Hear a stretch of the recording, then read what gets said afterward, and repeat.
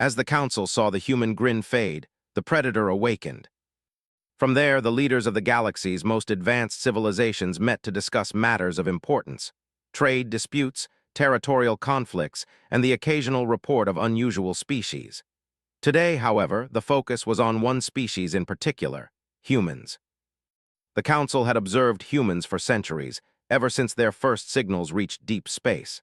The aliens saw humanity as curious, sometimes unpredictable and entertaining, but never dangerous. They had laughed at human technology, dismissed their achievements, and ranked them as a minor species. To the Council, humans were like children playing at being stars. High above the chamber, massive viewing platforms held holographic projections of human activity. Ships taking off, cities glowing in the night, humans exploring oceans and deserts. All of it seemed small and insignificant. Yet, something in the latest reports had caught the attention of a few more cautious council members. "Look at them," said Velker, the representative of the Virillian species, his many eyes scanning the projections. "Tiny creatures, yet always moving forward, always experimenting." "They survive because of luck, not skill," replied Dirac, a reptilian member from the Carson Quadrant, his tail flicking with impatience. "Their inventions are primitive, their fleets are small, they will never be a problem." Across the chamber, a quiet voice spoke. Lyra of the Selenites, a species known for their wisdom, leaned forward. "I would not be so certain, Dirac. There are patterns in their actions we cannot fully predict. They adapt quickly. They learn faster than we think." Velker chuckled, a low, vibrating sound that echoed through the chamber. "Do not let your imagination fool you, Lyra. Humans are amusing, yes, but they are harmless. Remember the trade negotiations last year. They stumbled through every protocol, yet somehow survived. It was fortunate for them, nothing more." Lyra did not respond, her gaze fixed on the holographic projection of Earth. The planet appeared fragile, wrapped in blue oceans and white clouds, a tiny gem in the vast dark space. Yet beneath its surface, humans had been quietly preparing. Far from the Council on Earth, humanity was busy building, exploring, and testing the limits of what they could achieve. Massive orbital stations rotated silently above the planet, powered by energy sources the Council had yet to comprehend fully. Fleets of ships, smaller but surprisingly fast and adaptable, moved between these stations. Humans had started to explore other star systems, sending probes and observation drones beyond their own solar neighborhood. In classrooms and laboratories, children and scientists alike were learning skills that would one day define humanity's strength. Engineers debated designs for faster ships. Mathematicians solved problems that the aliens might consider trivial. Soldiers trained in strategies that combined intuition with precise technology. Every human, unknowingly or not, was part of a grand experiment: survival, innovation, and preparation. Back in the council chamber, discussions turned to recent scouting reports. The council had sent observers disguised in deep space, hoping to monitor humanity without attracting attention. Most had reported back little of interest. But a few reports were different. They noted unexpected innovations, strategic thinking, and most surprisingly, collaboration between humans in ways that made them difficult to predict. Dirac sneered. "Even if they improve, they are still insignificant. Look at them, they bicker among themselves constantly. How can such chaos ever be a threat?" Lyra shook her head. "You underestimate the power of adaptability. A species that survives through mistakes and still grows stronger is dangerous, Dirac. Especially when it realizes its own potential." Velker leaned back, his many eyes narrowing. "Dangerous? Surely you exaggerate. What could these humans do that would challenge the Council?" Lyra did not answer. Instead, she projected a small simulation, a human fleet navigating an asteroid belt, avoiding hazards that would have destroyed any unprepared ship. The movement was precise, coordinated, and unexpected. The chamber fell silent. Some members murmured with amusement, others with curiosity. Dirac bristled. Tricks and luck, nothing more. Yet even he could not hide the small trace of unease forming deep in his mind. Humans had always survived against the odds. Against natural disasters, diseases, and even other species, they had persisted. Perhaps, he thought reluctantly, there was something more to them. Outside the chamber, the Council's security systems monitored every corner of Zephyria. Unseen by the members, small alerts flashed, reports of human activity far beyond expected limits. They were mining resources in space, establishing communication networks faster than predicted, and even testing new energy technologies that could rival the Council's own. The Council laughed at first, seeing these as minor events, distractions from what they truly considered important, but Lyra's warnings continued. "They are not playing at survival anymore," she said quietly. "They are learning, and they are patient, very patient." Velker waved dismissively. "Let them play. In a few cycles they will return to their normal state, small, primitive, and forgettable." But Lyra's eyes lingered on the projections of Earth and its orbiting structures. There was a pattern forming, a slow, deliberate growth hidden behind what seemed like simplicity. Humans were not just surviving, they were preparing. Meanwhile, on Earth, the people were unaware of the Council's gaze. They focused on exploration, on pushing boundaries. Young pilots trained in zero-gravity simulators, while engineers tested propulsion systems that could travel farther and faster than any human had before. Strategists ran simulations against impossible odds, honing their intuition and coordination. Humanity's progress was silent, almost invisible but unstoppable. The Council, still wrapped in arrogance, continued their debates. "We must watch them," said Lyra, "but we should not provoke them. They are small, yes, but if underestimated, they could become a threat none of us is prepared for." Velker snorted. "A threat? I would like to see them try. Let us invite one of their leaders here. I would enjoy the Council's amusement at seeing their face." Derak's tail flicked again, signaling impatience.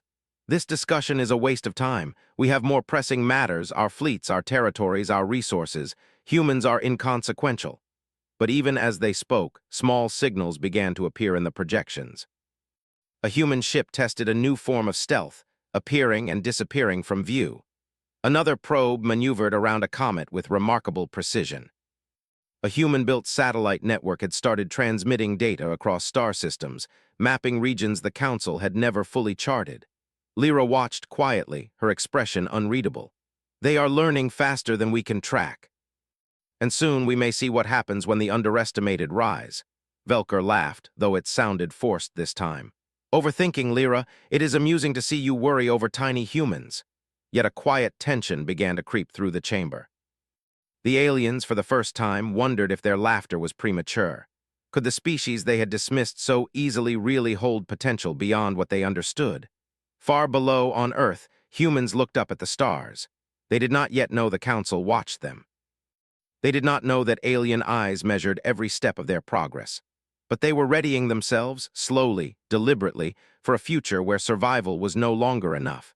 And in the Council chamber, the first seeds of doubt had been planted. The humans' journey had begun, not with violence nor with domination, but with preparation, ingenuity, and the quiet confidence that comes from knowing they had the ability to adapt. One day, the Council would see the truth. And when that day came, the laughter and the dismissive grins would fade. But that day was not yet here. For now, the Council watched, amused, unaware that the predator was quietly awakening. The Council's amusement at humanity's apparent innocence continued for several cycles. Reports came in from scouts, observing Earth from hidden positions throughout the galaxy. At first, the findings were trivial: humans building new ships, testing energy sources, and expanding their communication networks.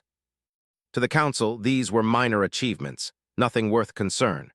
Yet, something unusual began to appear in the data.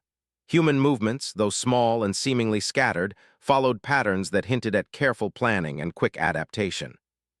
Fleet movements were coordinated, probe trajectories were precise, and technology was advancing faster than predicted. Lyra, seated quietly in the Council chamber, was the first to notice the anomaly. "They are not acting randomly," she said, her voice calm but firm. "Every step they take is deliberate. They are learning, adjusting, and preparing." Velker waved dismissively. "Learning? They barely understand the stars. Their ships are fragile, their weapons insignificant. Even if they move carefully, they are still children playing in the galaxy." Derak hissed softly, a noise that carried impatience and mild annoyance.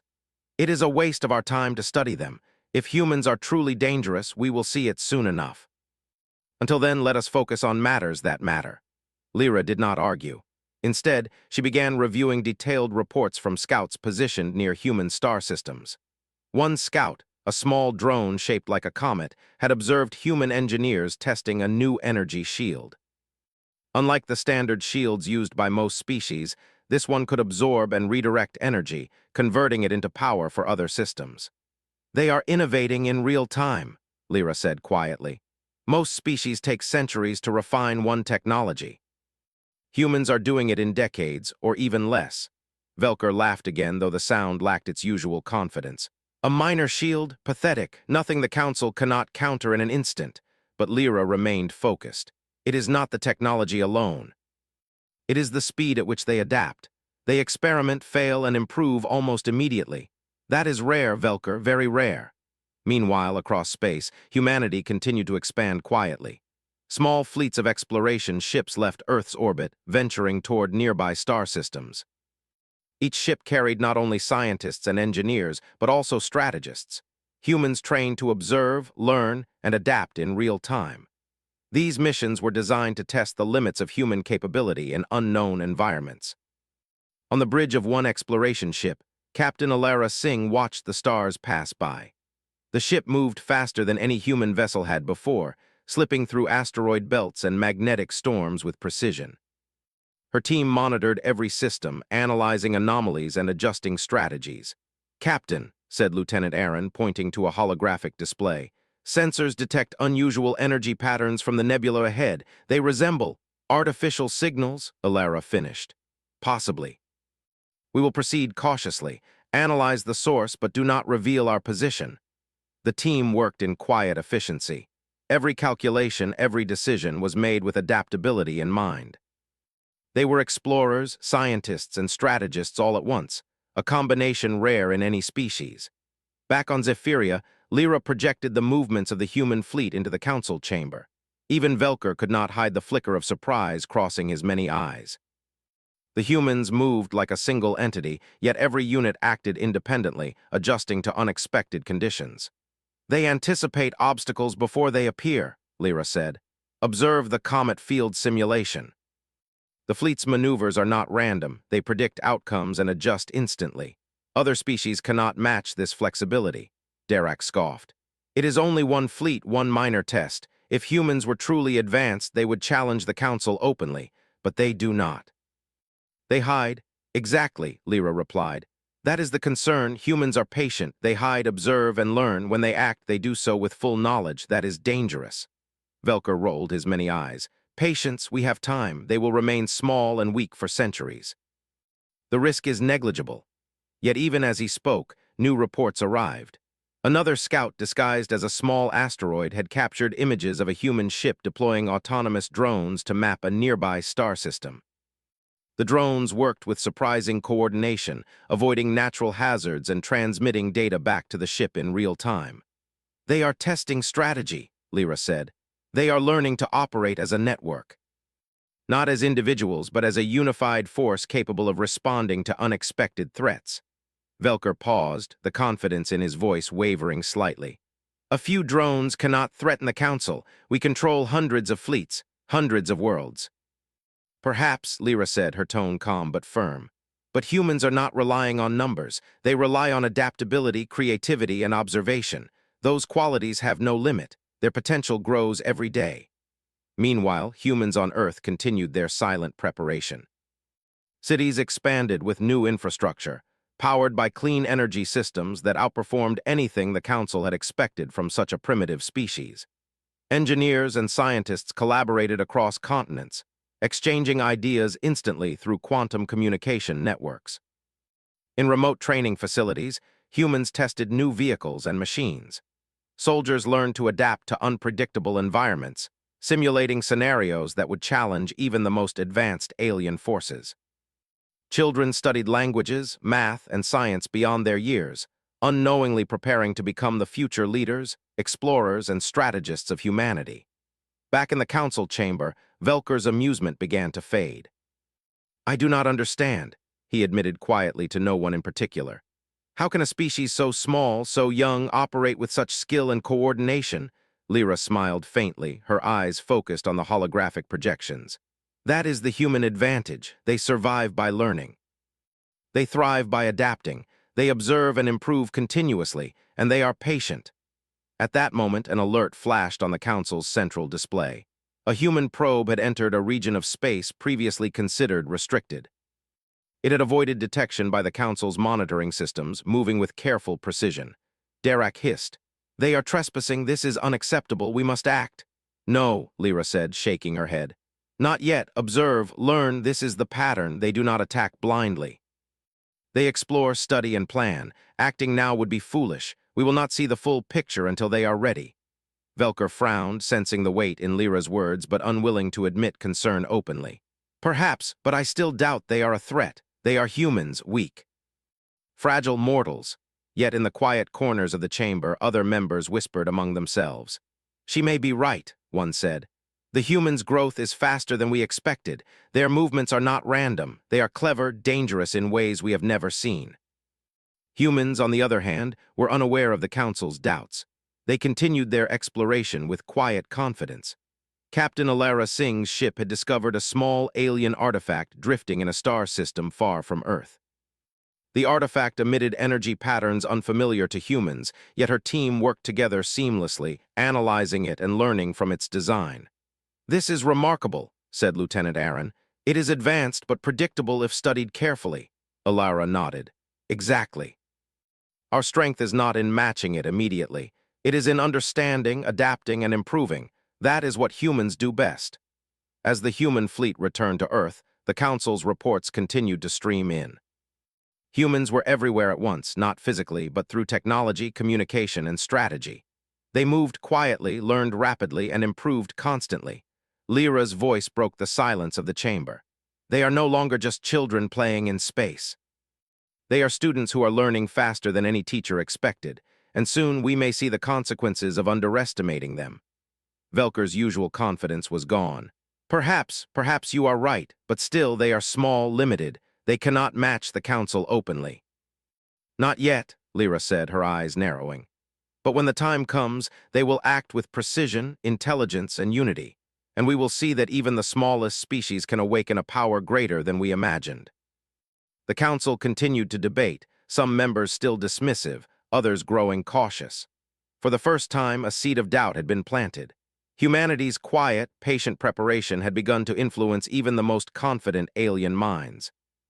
On Earth, humans did not know they were being watched so closely. They continued to innovate, explore, and adapt. Their strength was not in aggression, but in observation, learning, and patience. Every step they took in space, every experiment, and every strategy tested was a step toward awakening potential the galaxy had not yet recognized. And in the Council chamber, whispers of concern grew louder. The amusement and mockery of the past cycles began to fade. Humans were no longer just amusing children in the galaxy. They were a force quietly preparing for the future. The subtle warning was clear. Underestimating humanity could be a mistake the Council would one day regret. The Council of the Interstellar Assembly had long considered humans harmless. To them, humanity was a species of curiosity, amusing but weak, destined to remain small in the galactic hierarchy. Yet, subtle changes in the reports of scouts and drones had begun to disturb even the most confident leaders. In the observation chamber, Lyra watched the latest human fleet movements with intense focus. "They are no longer just exploring," she said quietly. "They are testing strategies, preparing for action." Velker's multiple eyes narrowed. "Action against whom?" "They have no fleets large enough to threaten a single Council world. These humans are insignificant." "Do not be so certain," Lyra replied. "They have learned patience, they have learned strategy, they are ready to test the limits of their power." Outside the chamber, across several star systems, human ships moved with silent precision. They were small in number but highly coordinated, blending speed, stealth, and adaptability in ways the Council could not yet predict. These ships carried experimental technology, energy shields that absorbed and redirected attacks, sensors capable of detecting even the faintest movements, and weapons designed for precise strikes. On board one of the ships, Captain Alara Singh monitored the fleet's position. Her voice was calm, steady, but carried authority. "All units report in," she said. "Status check." Lieutenant Aaron responded immediately. "All systems operational, navigation is precise, energy levels stable, weapons are ready." "Good," Alara said. "Remember, this is a test. We do not destroy unless necessary. We learn, adapt, and observe." The fleet approached a small orbital station belonging to the Council's allied species, the Zorvans. This station had been monitoring human activity for years, confident that the humans would never pose a real threat. It was heavily armed and well defended, or so the Zorvans believed. From the station's control room, Commander Terk of the Zorvans scanned the approaching vessels. "Strange ships," he muttered.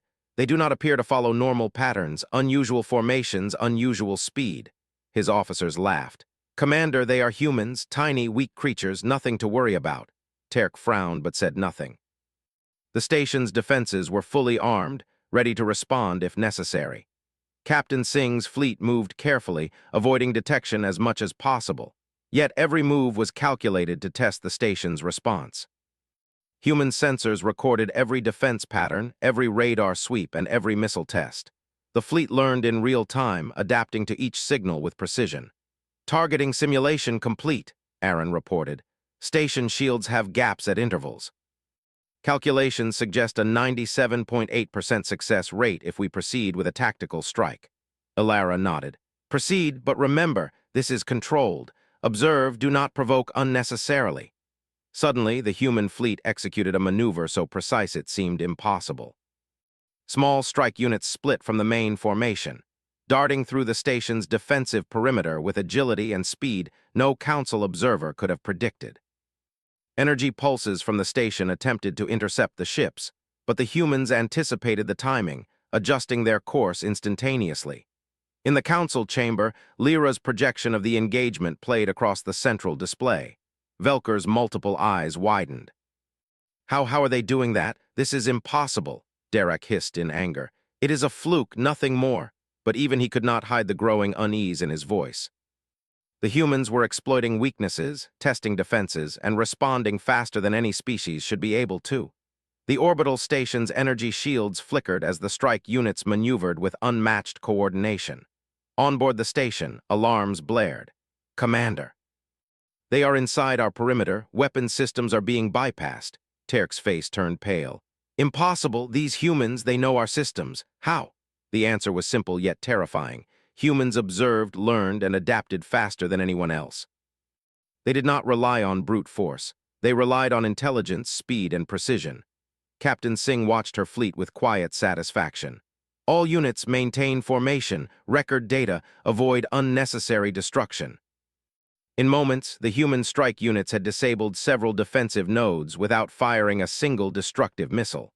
The station's systems were compromised, not through power, but through strategy. Every move the humans made revealed a deeper understanding of technology, pattern recognition, and adaptability. From the Council chamber, Lyra spoke quietly, almost to herself. This is what I feared. They are testing their strength, and they are learning faster than we expected." Velker's laughter had vanished. He sat in stunned silence, unable to comprehend the precision and coordination on display.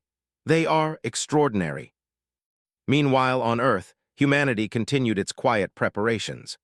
While the fleet tested its tactical skills, engineers monitored the results, adjusting algorithms and improving systems. Every engagement, every movement, every minor miscalculation was an opportunity to grow stronger. "Data from the first strike units is promising," Aaron reported. "They adapt faster than we simulated. Shield efficiency improved by 12% after analysis." "Excellent," Ilara said.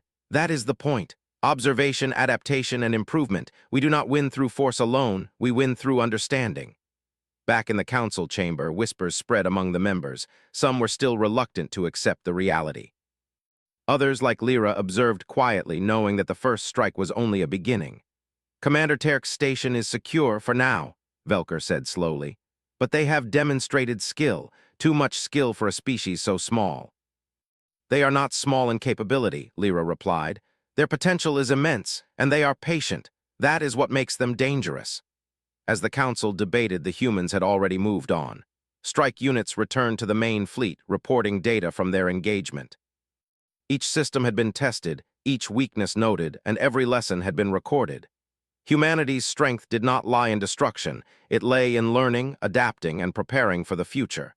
Captain Singh reviewed the data personally. "The Council does not yet understand us," she said.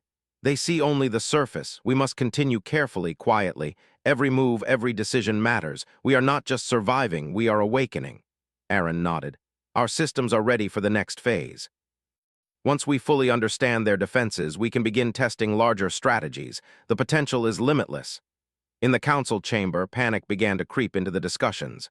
Lyra's warnings, once dismissed, now held weight. "This is only a test," she said.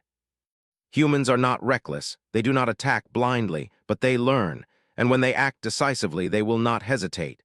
Velker's usual arrogance had vanished. If they are capable of this with such small fleets, what could they do if they gathered their full strength? "It is frightening to imagine," Derek hissed in agreement, his tail flicking nervously. "We underestimated them. That is a mistake we cannot repeat. Even now, they are more prepared than any of our scouts predicted." The humans' first strike had not been about destruction. It had been a lesson in precision, observation, and adaptation. And in doing so, humanity had revealed its true strength. The ability to learn faster than any opponent, to adapt more quickly than any adversary, and to survive where others might fail. Captain Singh stood at the bridge, watching the stars. "We have proven ourselves today," she said quietly. "Not through fire or battle, but through intelligence and coordination. This is only the beginning." In distant corners of the galaxy, the Council began to realize that their amusement had been premature. The humans were no longer insignificant. They were learning, growing, and preparing. And the day the Council had dismissed them so easily was the day humanity's awakening began. The first strike was only a warning, a subtle, precise demonstration of what humanity could achieve. And for the first time, the Council saw the faintest glimmer of what they had always underestimated. The human predator, patient and intelligent, quietly awakening in the darkness of space.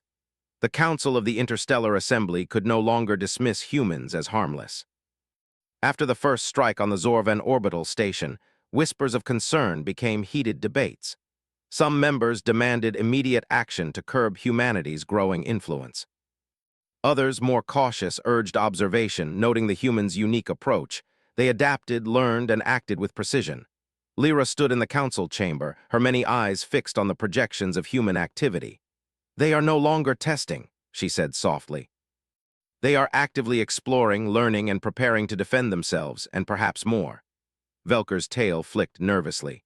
"Preparing to defend themselves? Against whom?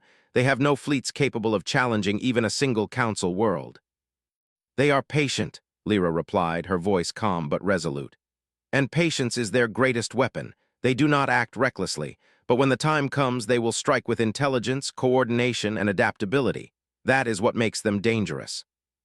Meanwhile, in human space, fleets of ships moved silently between star systems.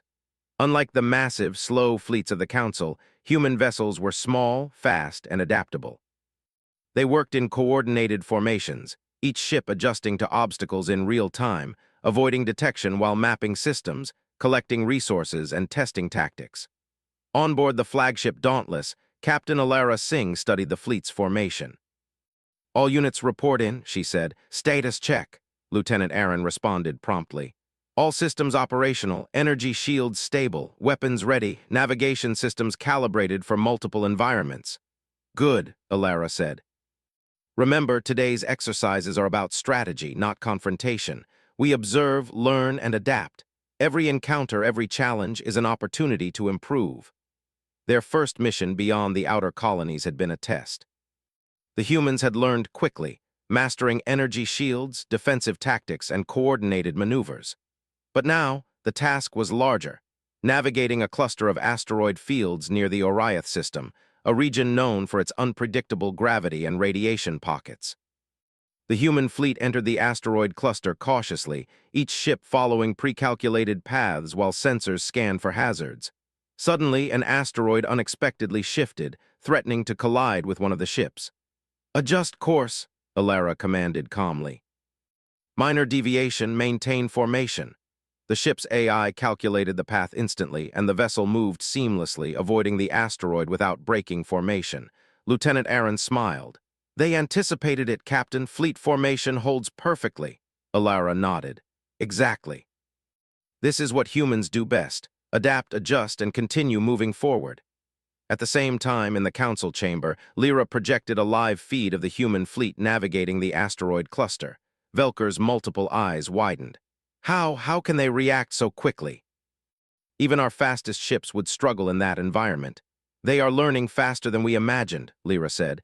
They are using every obstacle as a lesson. They do not simply survive, they improve. Derek hissed angrily. It is impossible. How can a primitive species handle such complexity without advanced systems like ours? Because they think differently, Lyra replied. They combine intuition with technology, observation with strategy, and they are patient. That is why they are more dangerous than any of us predicted. Meanwhile, the human fleet continued its exercises. They encountered unexpected phenomena, radiation surges, unstable asteroid fields, and gravitational anomalies. Each challenge was met with creativity, quick adjustments, and effective communication. Fleet commanders made split-second decisions, coordinating with other ships in ways that would have been impossible for any other species. In the council chamber, murmurs spread among the members. Some were openly fearful, others tried to dismiss the evidence.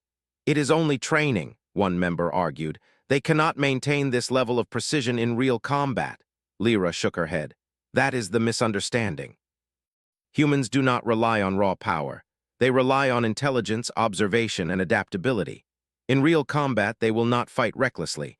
They will exploit weaknesses, learn quickly, and strike with precision. That is why this is dangerous. Back on Earth, humans continued to refine their skills.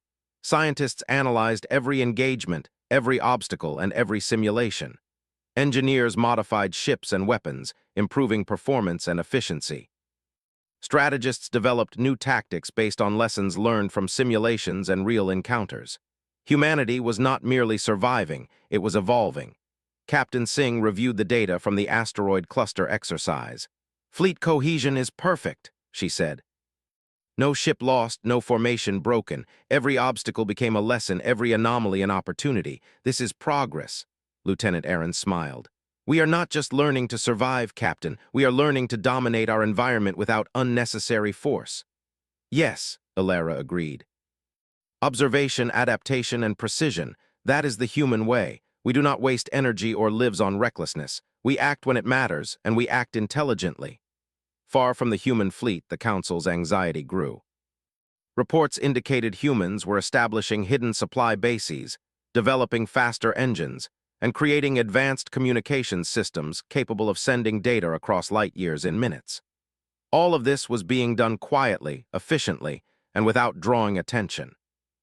Velker spoke, his usual arrogance replaced by concern. They are everywhere at once, yet they remain hidden. How is this possible? They are not relying on brute force, Lyra replied. They are using patience, intelligence, and coordination. They are building strength quietly, observing and preparing, and they will strike only when fully ready. Derek hissed, frustration and fear mingling in his tone. We should act now, stop them before they grow stronger. No, Lyra said firmly. Acting now would reveal our weaknesses. Humans learn faster than we can anticipate. Let them continue. Observe, record, and prepare. When they decide to act, we will see the full extent of their power. That is when we will understand the truth. Back in human space, the fleet continued its operations. They encountered an unexpected alien patrol, a small group of ships from a neighboring system. The humans did not attack immediately. Instead, they observed, recording patterns in movement, weapon types, and tactics. Do not engage, Captain Singh instructed. We learn first, force only if necessary. Lieutenant Aaron studied the data. Their tactics are predictable if we adapt. They rely on routine patterns and fixed formations. Ilara nodded. Exactly, we adapt and we learn. They will not expect us to exploit every small weakness. In moments, the humans had mapped the alien patrol's strategies without firing a single weapon. The fleet moved through the sector undetected, leaving the patrol unaware of the lessons they had unknowingly provided. In the council chamber, the live feed shocked members. They are doing it again, Velker said. They are avoiding detection, studying their enemy, and learning without firing a single shot. Lyra's expression was calm, almost satisfied. That is the human way. Observation first, learning second, action last. And when they do act, they strike with intelligence, precision, and adaptability. That is why they are unlike any other species in the galaxy. Meanwhile, on Earth, humans celebrated quietly. Each mission, each engagement, each test was a step toward awakening their true potential. They were not motivated by fear or aggression. They were motivated by survival, growth, and mastery of their environment. Captain Singh addressed her crew. Today we have proven something important. Our strength is not just in our ships or weapons. It is in our ability to adapt, learn, and improve. That is how humans survive, and that is how we will thrive. Lieutenant Aaron smiled. And the Council, do they see it yet? Alara shook her head. Not fully. They are beginning to notice, but they do not understand. That is our advantage. Patience, intelligence, and adaptability will always outmatch arrogance and underestimation. Back in the council chamber, tension had grown to a near-breaking point. Velker and Derek argued openly, their frustration at the humans' progress evident. "We must act now," Derek shouted. "If we wait, they will be unstoppable." Lyra remained calm. "Acting now is exactly what they expect us to do. Patience, observation. The humans will reveal their power when they are ready. Until then, we watch and we learn." The council had underestimated humanity for too long. Now they began to realize that humans were no longer weak, small, or insignificant. They were adaptable, intelligent, patient, and precise. Every test, every mission, every engagement made them stronger, and humanity's awakening was only beginning. The human fleet continued its journey through the galaxy, each obstacle a lesson, each challenge a test. They moved like a single organism, each ship responding to changes instantly, adapting to every situation with unmatched coordination. In distant star systems, alien species began to notice the humans' presence, small, silent, and unassuming, but always precise, always learning. Rumors spread of the humans' abilities, and the galaxy slowly began to acknowledge that this species, once dismissed, was no longer to be underestimated. And in the council chamber, Lyra watched silently, knowing that when humanity decided to fully unleash its potential, the galaxy would witness a force unlike any it had ever seen. The humans were awake. The Predator had risen. The Council of the Interstellar Assembly had begun to tremble in quiet fear. The humans, once dismissed as weak and insignificant, had proven something no one had anticipated. Patience, intelligence, and adaptability could outmatch sheer power. Reports flowed in faster than the Council could process, showing humans navigating complex star systems, mastering unknown phenomena, and responding to challenges with flawless precision. Lyra stood before the council chamber's central display, her many eyes scanning every detail of the latest transmissions. "They are no longer hiding," she said softly. "They are everywhere at once, yet nowhere where we can directly confront them. They are learning, adapting, and improving with every moment." Velker, who had once laughed at humans, now sat in grim silence. I did not believe it, not possible. A species so small, so fragile." His multiple eyes darted across the projections, each one showing human ships maneuvering with unmatched skill. "How can they do all this?" "They are not like us," Lyra replied. "Their strength is not in sheer numbers or size. It is in observation, patience, and learning. They adapt faster than any other species in history." Outside the council, across the galaxy, humans moved like a single organism. Their fleets, still small compared to council armadas, acted with incredible coordination. They navigated asteroid fields, radiation storms, and uncharted nebulae, gathering resources and mapping the galaxy with unmatched efficiency. Every action, every adjustment, every minor calculation was recorded, analyzed, and improved upon. On board the flagship Dauntless, Captain Alara Singh reviewed the latest data. "The Council is watching us," she said calmly. "They cannot stop what they do not understand. We have proven ourselves in simulations and small encounters. Now it is time to expand our reach." Lieutenant Aaron leaned over a holographic display. "Our next move is critical. We will encounter multiple alien patrols in this sector, each more complex than the last. We must remain precise, coordinated, and adaptable." Alara nodded. "Exactly. Remember, we do not attack blindly. Observation first, learning second, and action only when necessary. That is the human advantage." As they moved deeper into the sector, humans encountered patrol fleets sent by multiple Council-aligned species. Unlike the Zorvan's orbital station, these fleets were larger, armed with advanced weapons, and ready to engage any intruder. The humans did not panic. Instead, they studied the enemy's formations, movements, and response times. "Notice the timing between their attacks," Alara instructed. Adjust shields and trajectories to exploit those gaps. Every moment is data. Lieutenant Aaron calculated the probabilities in real time. We can avoid detection if we remain unpredictable. Their attack sequences are rigid, minor deviations, and they cannot adapt quickly enough. The fleet executed the maneuver perfectly, slipping through enemy formations without firing a single shot. Every obstacle was a lesson, every encounter a chance to improve strategy. The humans had turned survival into an art form. Back in the council chamber, Lyra displayed the humans' progress. Members gasped at the precision and speed. Velker's voice trembled slightly. They are everywhere. They avoid our fleets, they bypass defenses, and they learn faster than we can respond. They are preparing, Lyra said. Not for destruction yet, but for influence. Their potential is limitless, and we have underestimated them for far too long. Derek hissed in frustration. We should strike now, destroy their fleets before they grow stronger. No, Lyra said firmly. Striking now will teach them exactly what we fear. The Council is vulnerable. Let them continue. Observe, record, and prepare. They will act when they are ready. And when they do, we will witness their true strength. In human space, preparations continued. Fleets tested energy shields, weapon systems, and navigation in extreme environments.